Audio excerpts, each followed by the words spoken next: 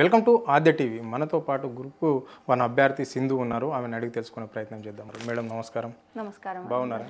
బాగున్నానండి, థ్యాంక్స్. మళ్ళా ప్రభుత్వం కాంగ్రెస్ పార్టీ ప్రతిపక్షంలో ఉన్నప్పుడు టీజీపీఎస్సీ పక్షాలను చేస్తాము అని చెప్పడం అనేది జరిగింది. మరి అది ఎంతవరకు అయింది? అది జరిగిందా ఈ రాష్ట్రంలో? జరగలేదండి. టీజీపీఎస్సీ ప్రక్షాళన అంటే నాకు తెలిసి రేవంత్ రెడ్డి గారి దృష్టిలో అక్కడున్న చైర్మన్లని అక్కడున్న బోర్డు మెంబర్లని మార్చడం వరకే అనుకుంటున్నారు. కానీ అందులో ఒక నోటిఫికేషన్ ఇచ్చి దానికి అపాయింట్మెంట్ ఇచ్చేంత వరకు ఉండే ప్రాసెస్లో ఏమన్నా చేంజెస్ చేస్తే ఇంకా బాగుంటుందా అనే విధంగా మాత్రం వాళ్ళ చర్యలు లేవు. ఫస్ట్ మెంబర్స్ని మార్చినాము. అంతకుముందు బీఆర్ఎస్ వాళ్ళ హయాంలో ఉన్నప్పుడు ప్రభుత్వం అంటే పార్టీకి అనుకూలమైన వాళ్ళు బోర్డు మెంబర్స్గా ఉన్నారని చెప్పారు. మరి ఇప్పుడు లేరా?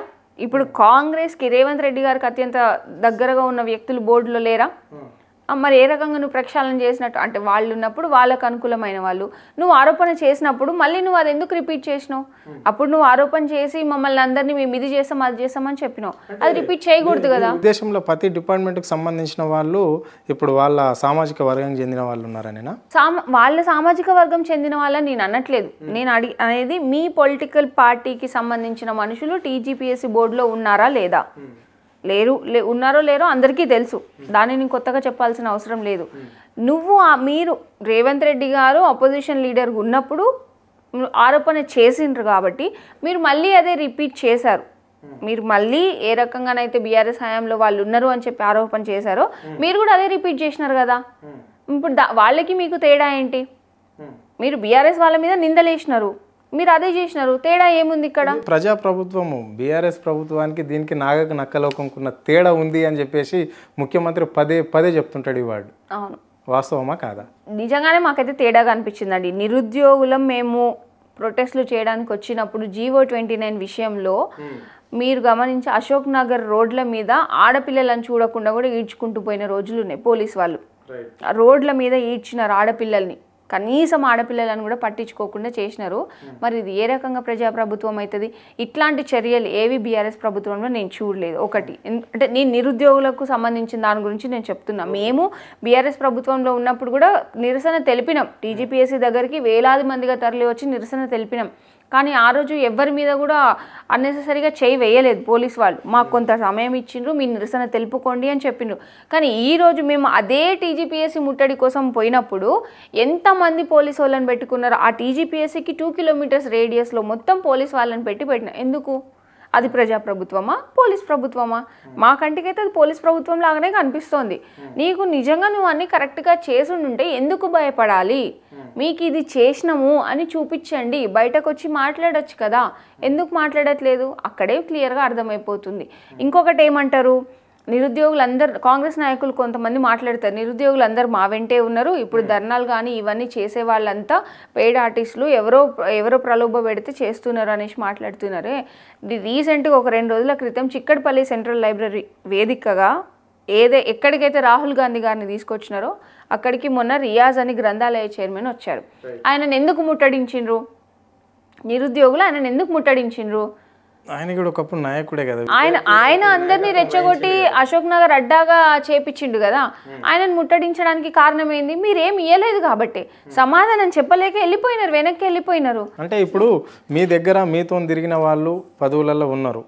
ప్రధానంగా బలమూరు వెంకటే కావచ్చు, మేము చెప్పినట్లు కోదండరామే కావచ్చు, ఆకునూరు మురళి కావచ్చు, రియాజ్ కావచ్చు.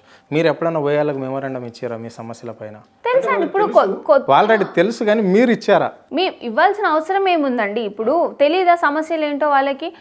కాదు, మీ మంత్రుల దృష్టి వరకు కూడా తీసుకెళ్ళినాం. ఎంపీలు కానీ మంత్రులు కానీ వెళ్ళినాం. బట్టి విక్రమార్క గారి దగ్గరికి, మీరు పొన్నం ప్రభాకర్ గారితో చర్చలకే పోయినాక ఇంకా కొత్తగా మెమోరాండం ఇవ్వాల్సిన అవసరం ఏముంది? ఇప్పటికి కూడా ఏం మాట్లాడు? సరే, ఎడ్యుకేషన్ మినిస్టర్తో ఎప్పుడు కలవలేరా? ఎడ్యుకేషన్ మినిస్టర్ సీఎం దగ్గరే ఉంది కదా. సీఎం వ్యక్తి ప్యాలెస్కి పోవాలంటే ఎన్ని కంచెలు దాటుకొని పోవాలి? ఇప్పుడు ఆయన ఇంటి చుట్టూ కంచెలు వేసుకుని, ఒకప్పుడు ప్రగతి భవన్ చుట్టూ కంచెలు అని చెప్పి అన్నవాళ్ళు ఇవాళ నీ ఇంటి చుట్టూ కంచెలు వేసుకున్నాం. మేము ఎట్లా వస్తాం? అంతెందుకు గురుకుల అభ్యర్థులు రిలింక్విష్మెంట్ ఇవ్వమని చాలా రోజులు ఆయన ఇంటి చుట్టూ అక్కడక్కడే ఉండే. ఎన్ని రకాలుగా ప్రయత్నించినా కానీ కనీసం దారిలో పోతుంటూ నువ్వు కలవాలనుకుంటే కలవలేవా? ఒక ముఖ్యమంత్రి కలవాలనుకుంటే కలవలేడా? కలవచ్చు కదా. అంటే అసలు ఇంటెలిజెన్స్ వ్యవస్థ ఏమవుతుంది? ఇంటెలిజెన్స్ వ్యవస్థ చెప్పట్లేదా ఇన్ని రకాల సమస్యలతో ఇంతమంది రోడ్ల మీద ఉన్నారు అని? అన్నీ తెలిసినా కానీ నెగ్లిజెన్స్ తోటి బిహేవ్ చేస్తున్నారు అంతే. అంటే ఇక్కడ కాంగ్రెస్ పార్టీ అధికారంలో రానప్పుడు ఎవరైనా ఎక్కడైనా బహిర్గతంగా ఆందోళన చేయొచ్చు, వాళ్ళు నిరసనలు తెలుపుకోవచ్చు, ధర్నాలు కూడా చేయొచ్చు అన్న ఈ ప్రభుత్వం, ఇప్పుడు అధికార ప్రభుత్వం, మరి ఎందుకు యూనివర్సిటీలో విద్యార్థులను ధర్నాలు ఆందోళనలు చేయొద్దు అని చెప్పేసి సర్క్యులర్ జారీ చేయడానికి ప్రధాన కారణాలు ఏంటి? భయం. వాళ్ళు ఏం పనులు చేయట్లేరు, ఖచ్చితంగా రోడ్ల మీదకి వస్తారు. అదేదో ముందే సర్కులర్ జారీ చేసేసినాం అనుకోండి, సేఫ్ సైడ్ ఉండొచ్చు. అంటే ఎప్పుడు లేదు కదా యూనివర్సిటీలో. తెలంగాణ ఉద్యమం ఇక్కడ మనం చూసినాం. తెలంగాణ ఉద్యమంలో ఉమ్మడి ఆంధ్రప్రదేశ్లో లేనిదే ఇప్పుడు ఈ ప్రభుత్వం ఇవ్వవలసిన అవసరం అంతకంటే ఏమొస్తుంది? ఈ రాష్ట్రంలో ప్రజాప్రభుత్వం అని వాళ్ళే చెప్పారు కదా. ప్రజాప్రభుత్వంలో ఎక్కడైనా ఏదైనా మాట్లాడచ్చు, ఏదైనా చేయొచ్చు అని చెప్పేసి స్వేచ్ఛ ఇచ్చారు. మీరు అన్నట్లనే ప్రగతి భవన్కు కంచెలు బద్దలు కొట్టేస్తున్నామని చెప్పేసి కొట్టేశారు. అక్కడ పోయి నేరుగా అప్లికేషన్లు కూడా దరఖాస్తులు చేసుకోవాలి అని చెప్పేసి కూడా వాళ్ళే చెప్తున్నారు కదా. మరి అలాంటప్పుడు ఇంత యూనివర్సిటీ విద్యార్థుల మీద, నిరుద్యోగుల మీద ప్రభుత్వం ఎందుకు ఫోకస్ చేస్తుంది రాష్ట్రంలో? ఎందుకంటే విద్యార్థులు నిరుద్యోగులే కదండి క్వశ్చన్ చేసేది ప్రభుత్వాన్ని. అందరు ఏకమై అడగగలిగేది వీళ్ళు మాత్రమే కదా. అది ఉస్మానియా యూనివర్సిటీ సెంట్రిక్గానే జరుగుతాయి. ఎందుకంటే స్టూడెంట్ పాపులేషన్ అక్కడే ఎక్కువ ఉంటుంది.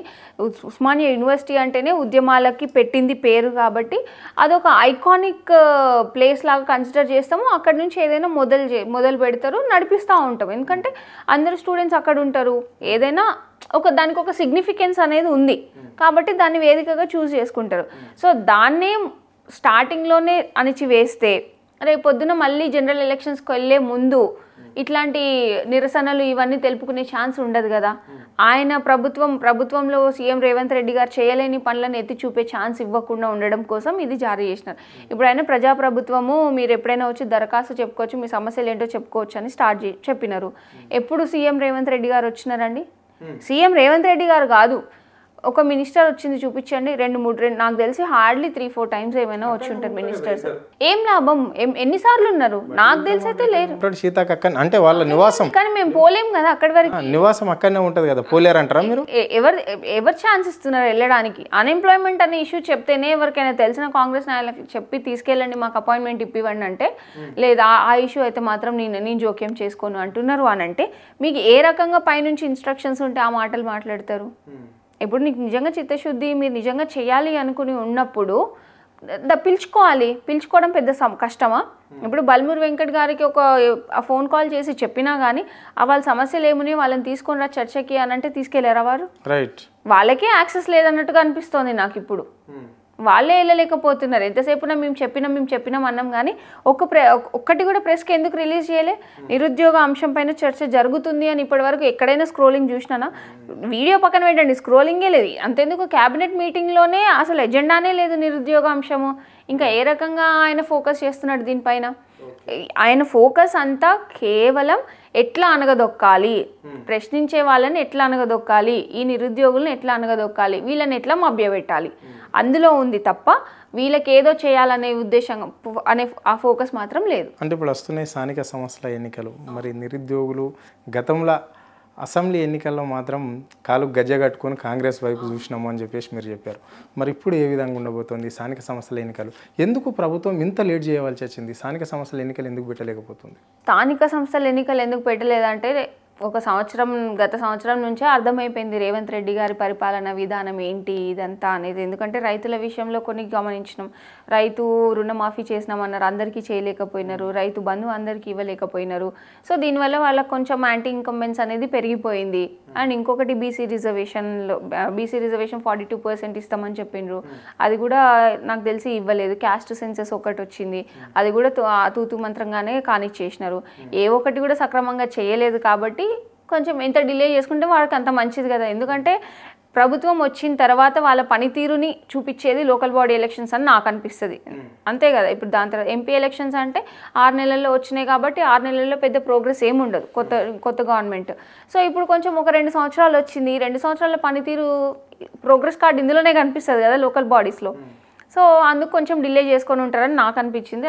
I don't know. కానీ నిరుద్యోగుల విషయం వచ్చేటప్పటికి మాత్రం ఖచ్చితంగా ప్రతి ఊర్లో ఒక 10 మంది నిరుద్యోగ అభ్యర్థులు అయితే ఉంటారు కదా, వాళ్ళు ఖచ్చితంగా ఇన్ఫ్లుయెన్స్ చేస్తారు. సరే లోకల్ సర్పంచ్ ఎలక్షన్స్లో సినారియో డిఫరెంట్గా ఉన్నప్పటికీ కూడా ఖచ్చితంగా నిరుద్యోగులు అనేవారు కాంగ్రెస్ ప్రభుత్వం వెంట లేరు అనే మెసేజ్ మాత్రం క్లియర్గా వచ్చేస్తుంది లోకల్ బాడీ ఎలక్షన్స్లో. అది అందరు చూస్తారు. Okay, right. మీరు ఉమెన్ రిజర్వేషన్ గురించి కూడా మీరు పోరాటం చేస్తుంటారు. అది ఎంతవరకు ఇంప్లిమెంట్ అవుతుంది, ఎట్లా వచ్చింది, ఏంటి మరి? ఇప్పుడు చూసుకుంటే ఇప్పుడు మనకి జీవో 3 అనేది ఉమెన్ కోసం తీసుకొచ్చారండి. దాంట్లో హారిజాంటల్ రిజర్వేషన్స్ ఇవ్వాలి అనేది ఉంది. ఓవరాల్గా 33.3% ఉమెన్ రిజర్వేషన్ అనేది ఇవ్వాల్సి ఉంటుంది రిక్రూట్మెంట్స్లో, డైరెక్ట్ రిక్రూట్మెంట్స్లో. కానీ ఇప్పుడు చూసుకుంటే టీజీపీఎస్సీలో ఇప్పుడు రేవంత్ సర్కార్ వచ్చిన తర్వాత ఏ నోటిఫికేషన్ అపాయింట్మెంట్స్ అయితే ఇచ్చారో వాటిలో 33% ఉమెన్ రిజర్వేషన్ అనేది వాళ్ళు ఫిల్ చేయలేదు. సో దాంట్లో చూసుకుంటే గ్రూప్ 2, ఎస్పెషల్గా గ్రూప్ 2లో చూసుకుంటే దగ్గర 90 నుంచి 100 మంది ఉమెన్ అభ్యర్థులు నష్టపోయినారు. కేవలం ఇది ఎక్కడ జరుగుతుంది, జీవో తప్ప అంటే కాదు, జీవో కరెక్ట్గానే ఉంది, కానీ ఆ జీవోని అమలు చేసే విధానంలో లోపం ఉంది. ఆ లోపంని మేము టీజీపీఎస్సీ చైర్మన్ వీళ్ళందరికీ వాళ్ళ దృష్టికి తీసుకెళ్ళినప్పటికీ కూడా వాళ్ళు చెప్పేది ఒకటే మాట, మాకు ప్రభుత్వం నుంచి గైడ్లైన్స్ రాలేదు, మాకు ఆ గైడ్లైన్స్ వస్తే మేము చేస్తామని చెప్పినారు. కానీ ఆ గైడ్లైన్స్ తెప్పించడానికి మేము మినిస్టర్స్ దగ్గరికి వెళ్ళినాము, వాళ్ళతో మాట్లాడినాం, కానీ వాళ్ళు ఎవరు పట్టించుకోలేదు. ఇప్పుడు ఏం చేయాలి? ఇప్పుడు 90 నుంచి 100 మంది అభ్యర్థులు నష్టపోయినారు. వాళ్ళకి ఏ రకంగా మీరు న్యాయం చేస్తారు? టీజీపీఎస్సీ ప్రక్షాళనలో ఇది కూడా ఒక పార్ట్గానే కన్సిడర్ చేయొచ్చు. వాళ్ళు చేసే పనితీరు అంతా బాగుంది అని మెచ్చుకుంటున్నారు కదా, మరి ఇక్కడ నష్టం జరుగుతోందే, పనితీరు ఏది? ఇదేనా నష్టం చేయడమే వాళ్ళ పనితీరా?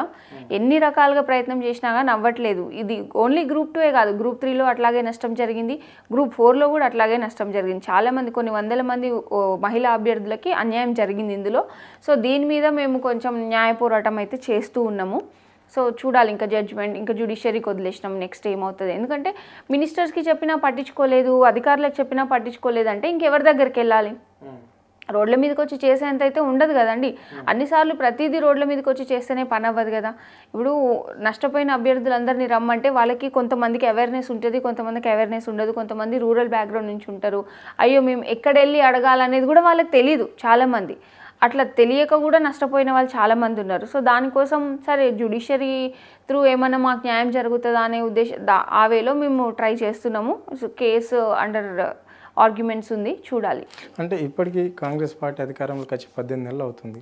విద్యా వ్యవస్థ ఏ విధంగా కొనసాగుతుంది అని చెప్పేసి ఒక్కసారైనా రివ్యూ మీటింగ్ జరిగిందా? అంటే ఇప్పుడు మీలాంటి అభ్యర్థులతో కావచ్చు, లేదంటే విద్యావంతులతో కావచ్చు, విద్యార్థి నాయకులతో. సో ఇప్పుడు సమస్యలు చాలా ఉన్నాయి విద్యా వ్యవస్థలు అని చెప్పేసి కొంతమంది అంటున్నారు. అంటే కార్పొరేట్ వాళ్ళు మాత్రము పిల్లల నుంచి అనేక డబ్బులు వసూలు చేస్తున్నారు, విపరీతమైన ఫీజులు వసూలు చేస్తున్నారు. మరి గవర్నమెంట్ పరిస్థితి ఏంటి అని చెప్పేసి ఒక్కసారన్నా ఇట్లా ముఖ్యమంత్రి, ఇప్పుడు విద్యాశాఖ ఆయన దగ్గర ఉంది, ఒక్కసారన్నా మీట్ అయిన పరిస్థితి ఉందా ఈ రాష్ట్రంలో? ఇంతగానం బయటకు వచ్చి గొంతులు చించుకొని మేము ప్రశ్నిస్తుంటేనే పట్టించుకోవట్లేదు. విద్యాశాఖ ఆయన దగ్గర పెట్టుకొని కూడా అసలు దీన్ని ఏం చేయగలుగుతాం అని కనీసం సమీక్షలు అనేటివి లేవు. ఇంకా రిమైనింగ్ స్కూల్స్, కాలేజెస్ వీటి సైడ్ వెళ్తే ఇంకా అసలు ఇదే ఇంత మొత్తుకుంటేనే పట్టించుకొని ఆయన ఇంకా అది ఎట్లా పట్టించుకుంటాడు? సో ఖచ్చితంగా అడ్మినిస్ట్రేషన్ ఫెయిల్యూర్ అయితే కనిపిస్తోంది విద్యాశాఖలో. చాలా ఇన్సిడెంట్స్ చూస్తున్నాం. గురుకుల అమ్మాయిలు కొంతమంది సూసైడ్ చేసుకోవడం కొన్ని కారణాల వల్ల, కొన్ని హాస్టల్లో ఉన్న కారణాల వల్ల కావచ్చు, ఇంకా ఇతర స్కూల్ పిల్లలు కూడా రోడ్డు మీదకి వచ్చి నిరసన తెలియజేస్తున్నారు అని అంటే ఎంత దారుణమైన పరిస్థితుల్లో విద్యా వ్యవస్థ ఉందనేది మనం అర్థం చేసుకోవచ్చు. దాని గురించి ఎక్స్క్లూజివ్గా మాట్లాడుకోవాల్సినంత అవసరం కూడా ఉండదు. ఎందుకంటే ఫెయిల్యూర్ కనిపించింది అక్కడ, ఖచ్చితంగా క్లియర్ ఫెయిల్యూర్ కనిపిస్తోంది కదా. నువ్వు కరెక్ట్గా చేసి ఉంటే ఆ స్కూల్ వెళ్ళే విద్యార్థులు బయటకు వచ్చి ఎందుకు మాట్లాడతారండి? వాళ్ళకి ఏం అవసరం అని మాట్లాడతారు?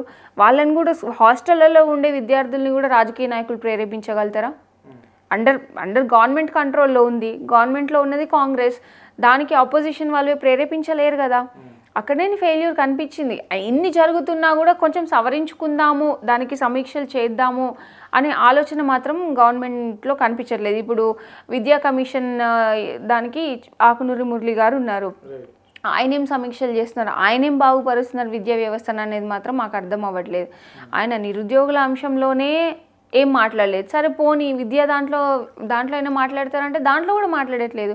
అసలు ఎవరు ఏమి చేయట్లేదు, అందరు ఎవరి పదవులు వాళ్ళు హ్యాపీగా ఎంజాయ్ చేస్తున్నట్టయితే మాకు అనిపిస్తుంది. విద్యా వ్యవస్థకు కావచ్చు, లేకుంటే రైతాంగానికి పెద్దపీట వేస్తున్నాము అని చెప్తుంది కదా ఈ ప్రభుత్వం. పెద్దపీట వేస్తున్నాం అని అదే అంటున్నా, ఏవైనా మాటల్లోనే ఉన్నాయి కానీ చేతల్లో అయితే లేవు. సింపుల్గా చెప్పాలంటే ఇప్పుడు రుణమాఫీ విషయమే కావచ్చు, లేకుంటే రైతు భరోసా విషయమే కావచ్చు, అంటే రైతులకు కావాల్సిన అన్ని ఇచ్చేస్తున్నాము. గత ప్రభుత్వం కంటే మెరుగుగా మేము పాలన చేస్తున్నాము. అంటే ఇప్పటికే 70 లక్షల మందికి కూడా రైతు భరోసా డబ్బులు ఇచ్చినామని చెప్పేసి వాళ్ళు కూడా రైతు పండుగ ఉత్సవాలు కూడా ఇక్కడ నిర్వహించడం జరిగింది. ఇప్పుడు మొన్న ఇచ్చారు కదండి, మొన్న రైతు బంధు రిలీజ్ చేశారు, Rythu Bharosa if I'm not wrong release చేసిండ్రు. ఎందుకు? లోకల్ బాడీ ఎలక్షన్స్ వస్తున్నాయి. అది రిలీజ్ చేయకుండా నువ్వు లోకల్లో ఉన్న కాంగ్రెస్ నాయకులు పోయి ఓటు అడిగితే గల్లలు పట్టి కొట్టే పరిస్థితే ఉంది ఊర్లలో, కాబట్టి రిలీజ్ చేసినారు. అది క్లియర్గా ఎలక్షన్ స్టంటే, అందులో అంతకుమించి ఏముందండి? ప్రతిసారి ఎలక్షన్ స్టంట్స్ వర్కౌట్ అవ్వవు అనేది నాకు అనిపించింది. ఇంకా సంబరాలు అంటారా, వాళ్ళు చెప్పుకుంటున్నారు సంబరాలని తప్ప నిజంగా ఊర్లలోకి వెళ్ళి కాంగ్రెస్ ప్రభుత్వం వల్ల మీకు ఎట్లా అనిపిస్తుంది అని అంటే, తిట్టిన రైతు ఉన్నాడు కానీ తిట్టని రైతు అయితే లేడు. అంత పంట పండించుకున్నారు, ఆ పంట అంతా వర్షానికి కొట్టుకుపోయింది. దానికి నువ్వు చేసిన సహాయం ఏంటి? ప్రతి గింజ కొంటాం లాస్ట్ వరకు అని చెప్పాడు. కొనడానికి గింజలేవి వర్షంలో కొట్టుకుపోయినాయి కదా, నువ్వు చేసింది ఏంటి? దానికంటే ముందే నువ్వు చేయాలనుకున్నాడు అయితే అవన్నీ ఎప్పటికప్పుడు ప్రొక్యూర్మెంట్ అనేది చేయాలి. ప్రొక్యూర్మెంట్ నువ్వు చేయలేదు. వాళ్ళు అన్ని నెలలు కష్టపడి పండించుకున్న పంట ఉట్టిగా వర్షానికి పోయింది కదా. ఇంకా నువ్వు చేసింది ఏంది? రైతులకి, నిరుద్యోగులకి చేయలేదు, రైతులకి చేయలేదు, మహిళలకి చేయలేదు, ఎవరికి చేయలేదు. మహిళలకి ఒక ఉచిత బస్సు ఇచ్చినావు, కానీ ఆ ఉచిత బస్సు ఇచ్చి కూడా నువ్వు అందరికీ కొట్లాటనే కదా పెట్టింది. ఇంకా మహాలక్ష్మి పథకంలో ఇంకా చాలా ఉన్నాయి కదా, అది 2500 అని చెప్పేసి అన్నారు, మళ్ళీ సబ్సిడీ గ్యాస్ అన్నారు, విద్యార్థులకి స్కూటీలు అన్నారు. ఏదీ లేదండి. ఇప్పుడు మాట్లాడుకుంటూ పోతే ఆయన ఇవ్వని హామీలు ఇచ్చిన హామీలు అనేది దాని మీద డిస్కషన్ పెడితే ఒక రోజంతా డిస్కషన్ చేయొచ్చు. ఎందుకంటే ఆయన ఏమి ఇవ్వలేదు, అన్ని మాటలు చెప్పుకుంటూ వస్తున్నారు. కాబట్టి ఐ డోంట్ థింక్ ఆయన ఇవ్వగలుగుతారని కూడా నేనైతే అనుకోను. ఒకవేళ నిజంగా ఇచ్చేది ఉంటే ఇచ్చి చూపమనండి. విద్యా భరోసా కార్డు ఇస్తున్నారు 5 లక్షలు, ఎక్కడ పోయింది విద్యా భరోసా కార్డు? అంతెందుకు నిరుద్యోగులని లోకల్ కాంట్రాక్టింగ్ సిస్టంలో ఇన్వాల్వ్ చేస్తా అన్నారు. 75% రిజర్వేషన్ ఇన్ ప్రైవేట్ జాబ్స్ అన్నాడు. ఏది? దానికి సంబంధించిన చర్యలు ఏది లేదు. నిరుద్యోగ భృతి గాలికే పోయింది. అందరు గాంధీలు వస్తారు, ఒక గాంధీ వెనుక ఒక గాంధీ వచ్చి ఇది చేస్తాం అది చేస్తాం అని హామీలు ఇచ్చిండ్రు. కానీ ఇప్పుడు ఏ గాంధీ వచ్చి ఎందుకు మాట్లాడట్లేదు? మీకు ఇది చేసినామని బాజాబ్తా ఎందుకు చెప్పట్లేదు? చేయలేదు కాబట్టి, చెప్పే దమ్ము లేదు కాబట్టి, వాళ్ళకి ఆ ధైర్యం లేదు. చేసుంటే ఆ ధైర్యంగా వచ్చి చెప్పుకునేవాళ్ళు. అసలు ఏం చేయకుండానే సంబరాలను చేసుకున్న వాళ్ళు చేసుంటే ఇంకా భారీ ఎత్తున సంబరాలు చేసేవాళ్ళు కదా. కానీ అట్లాంటివి లేవు అని అంటే దాని అర్థం ఏంది? వీళ్ళు ఏం చేయరు కూడా. ఇంకో విషయానికి వస్తే నిన్న ఒక ఘటన జరిగింది ఇక్కడ ఈ రాష్ట్రంలో. ఒక న్యూస్ ఛానల్ పైన బీఆర్ఎస్ నాయకులు దాడి చేసిరు అని చెప్పేసి మానసి వాళ్ళు ప్రస్తావన చేస్తున్నారు. దీన్ని ఎట్లా చూస్తారు మీరు? యాక్చువల్గా నిన్న దాడి చేశారు బీఆర్ఎస్ నాయకులు, కానీ వాళ్ళు ఏదో ఉట్టికెళ్ళి దాడి అయితే చేయలేదు. మహా న్యూస్లో నేను కూడా చూసా కొన్ని థంబ్నెయిల్స్, అవి చాలా దారుణం. అట్లా పెట్టకుండా ఉండాలి. థంబ్నెయిల్స్ పెట్టచ్చా? 100% పెట్టకూడదండి. అది పర్సనల్ క్యారెక్టర్ అసాసినేషన్ అవసరం లేదు. రాజకీయ ప్రత్యర్థులు అన్నప్పుడు రాజకీయంగా ఎదుర్కోవాలి, కానీ పర్సనల్ క్యారెక్టర్ అసాసినేషన్కి వెళ్ళడం కరెక్ట్ కాదు. ఇప్పుడు అందరికంటికి ఇప్పుడు కేటీఆర్ గారిని అట్లా చేశారని చెప్పి కనిపిస్తుంది, కానీ ఇదే కాంగ్రెస్ నాయకులు సోషల్ మీడియా వేదికగా నాలాంటి వాళ్ళని కూడా ట్రోల్ చేస్తూ వచ్చారు. రకరకాలుగా చేసినారు. నాలాంటి ఎంతో మందిని ట్రోల్ చేశారు. బయటకు వచ్చి మాట్లాడేది పాపం అయిపోయింది, ట్రోల్ చేయడానికి రెడీ ఉంటున్నారు వాళ్ళు. కాంగ్రెస్ ఇంకా టీడీపీ ఇద్దరు సోషల్ మీడియా వారియర్స్ అందరు కలిసి చేసే పని ఇదే. ఎంత దారుణంగా చేయాలంటే అంత దారుణంగా చేస్తున్నా. అంటే నీ ప్రతాపం రాజకీయ నాయకులపైన అదే లెవెల్గా చేస్తున్నారు, నార్మల్ సిటిజన్స్ మీద కూడా అదే చేస్తున్నప్పుడు ఎందుకు అట్లా చేస్తున్నారు? మీరు ఎఫిషియెంట్గా పనిచేసి ఉంటే ఈ కర్మ పట్టేది కాదు కదా మీకు. ఆల్రెడీ ఫోన్ ట్యాపింగ్ అనేది కేసు నడుస్తున్నది వాస్తవమే, విచారణ గిడ కేటీఆర్ పోతున్నాడు. మరి ఇంత ఇలాంటి థంబ్నెయిల్స్ వేసి ఇలా రెచ్చగొట్టవలసిన అవసరం ఏమొస్తుంది? అంటే మహిళల మనోభావాలు ఏ విధంగా? ఖచ్చితంగా ఇది అదే చెప్తున్నా. మహిళల పురుషులు అనేది వాళ్ళు చూడట్లేదు. పర్సనల్ క్యారెక్టర్ అసాసినేషన్ చేసేద్దాం, డైవర్ట్ చేసేద్దాం జనాలందరినీ, అయిపోతుంది. సింపుల్గా చేతులు దులిపేసుకోవచ్చు, వాళ్ళ పని వాళ్ళు కానిచ్చేసుకోవచ్చు. ఇది చాలా దారుణం. ఎందుకంటే ఈ రకమైన రాజకీయాలు ఇంతకుముందు ఎన్నడూ చూడలేదు. ఒక మహిళలని పట్టుకొని మహిళలని యూజ్ చేసుకొని ఇట్లా అడ్డమైన వాళ్ళ పేరు మీద థంబ్నెయిల్స్ పెట్టడం అనేది చాలా అంటే చాలా దారుణం. ఎందుకంటే పెట్టే వాళ్ళు కూడా ఆలోచించుకోవాలి. వాళ్ళ ఇంట్లో కూడా మహిళలు ఉంటారు కదా, ఆ మహిళలు ఆ మహిళ పైన ఎవరైనా అట్లా మాట్లాడితే వాళ్ళు ఊరుకుంటారా? అంటే వాళ్ళకు ఒక న్యాయం వీళ్ళకు ఒక న్యాయం ఎట్లా అవుతుంది? అదే మనకు జరిగితే ఎట్లుంటుంది? అదే అంటున్నా. ఇప్పుడు నా మీద ట్రోల్స్ చేశారు, నేను ఎంత ఇబ్బంది పడినా, నా ఫ్యామిలీ ఎంత ఇబ్బంది పడిందో మేము సఫర్ అయినాం, అవ్వలేదని నేను అన్నాను. సఫర్ అయినంత మాత్రాన వాళ్ళకి భయపడైతే ఆగలేదు. కానీ అది చేయడం ఎంతవరకు కరెక్ట్? చేసే ముందు ఒకసారి ఆలోచించుకోవాలి కదా. అరే నా ఇంట్లో కూడా మహిళలు ఉన్నారు, రేపు పొద్దున్న నా ఇంట్లో వాళ్ళని అంటే నా పరిస్థితి ఏంది? అప్పుడు నీకు తెలుస్తుంది. అంటే ఇప్పుడు నీకు పెయిన్ తెలియదు కాబట్టి నువ్వు ఇష్టం ఉన్నట్టు మహిళల మీద చేస్తున్నావు. కానీ అది ఎంకరేజ్ చేసే విషయమే కాదు. ఒక ప్రభుత్వము ఇట్లాంటి వాటిని ఖండించాల్సింది పోయి ఇంకా అందరు సపోర్ట్ చేయడం ఇంకా హాస్యాస్పదం అయిపోయింది నాకైతే. అంటే ఇప్పుడు బీఆర్ఎస్ వాళ్ళు ఆఫీస్ పైన దాన్ని మీరు ఎట్లా చూస్తారు? అది వాస్తవమేనా? అంటే ఇలాంటి థంబ్నెయిల్ పెడితే అట్లా పట్టి అడగవలసిందేనా కాదా? ఖచ్చితంగా అడగాలండి. అంటే ఇప్పుడు ఆ రకంగా దాడి చేయడం కరెక్టా కాదా అని చెప్పేంత పెద్ద ఇదైతే నేను కాదు. కాకపోతే అవును అది చేయడం తప్పు అన్నదాన్ని వాళ్ళు అట్లా చూపించారు, ప్రశ్నించిండ్రా లేకపోతే వాళ్ళ యాంగర్ అనేది వాళ్ళు మీరు చూపించారు. అదే మీరు చేయకపోయిండుంటే వాళ్ళు కూడా మీ మీద అట్లా ప్రవర్తించే వాళ్ళు కాదేమో. మీరు చేశారు కాబట్టి వాళ్ళు ప్రవర్తించిండ్రు కదా. అంటే ఫస్ట్ తప్పు ఎక్కడ స్టార్ట్ అయింది అనేది చూడాల్సింది పోయి, తప్పు చేసిన ఆయన మీద దాడికి పోతే ఆయనని వెళ్ళి గవర్నమెంట్ పెద్దలు పరామర్శించడం అనేది ఇది చాలా ఆలోచించాల్సిన విషయం. ఎందుకంటే ఇప్పుడు మహా ఛానల్ కానీ ఇంకే ఛానల్స్ అయినా కానీ నేను గమనించింది ఇప్పుడు మా సమస్యనే ఉంది, నిరుద్యోగ సమస్యనే ఉందండి. దాని మీద వాళ్ళకి ఫోకస్ లేదు. ఇట్లాంటి వాటి మీద ఫోకస్ పెట్టిండ్రు అని అంటే ఒక జర్నలిస్ట్గా జర్నలిజంలో ఉన్నప్పుడు ప్రజలకి సమస్యలు ఏమున్నాయని చూపించాల్సింది పోయి ఇట్లాంటి పనికిమాలిన వార్తలు చూపిస్తారా? ఇట్లాంటి పని ఇప్పుడు అదే సరే అది నిజంగా ప్రూవ్ అని అనుకోండి, విత్ ఎవిడెన్స్ పెట్టండి, జనాలకు తెలుస్తుంది. జనాలు అప్పుడు మీకే సపోర్ట్ చేస్తారు. అసలు అది అది నిజమా కాదా తెలియకుండానే మీరు ఇంత వేలో స్ప్రెడ్ చేసి జనాలకు మిస్ఇన్ఫర్మేషన్ ఎందుకు ఇస్తున్నట్టు? అంటే కొంతమంది కొన్ని మనస్తత్వాలు ఉంటాయి, కొంతమంది కొంచెం పిరికి వాళ్ళు ఉంటారు, కొంచెంమంది మనోభావాలను దెబ్బతీసే విధంగా ఉంటాయి. మరి వాళ్ళ పరిస్థితి ఏంది? రేపు పొద్దున వాళ్ళకి ఏదన్నా జరగరాంది జరిగితే దీనికి అంత బాధ్యతలు ఎవరు కావాల్సి వస్తుంది? అదే అంటే ఇప్పుడు ఖచ్చితంగా గవర్నమెంట్ బాధ్యత వహించాల్సి వస్తుంది. కానీ ఇక్కడ బాధ్యత రాహిత్యంగా ఉంటుంది గవర్నమెంట్. బాధ్యత వహించే గవర్నమెంట్ అయ్యుండుంటే నిన్న జరిగిన దానికి అంత సపోర్ట్ వచ్చేది కాదు, గవర్నమెంట్ పెద్దల నుంచి అంత సపోర్ట్ చేసేవాళ్ళు కాదు. అవును వాళ్ళు చేసిండ్రు, దానికి వాళ్ళు శిక్ష అనుభవించాల్సిందే.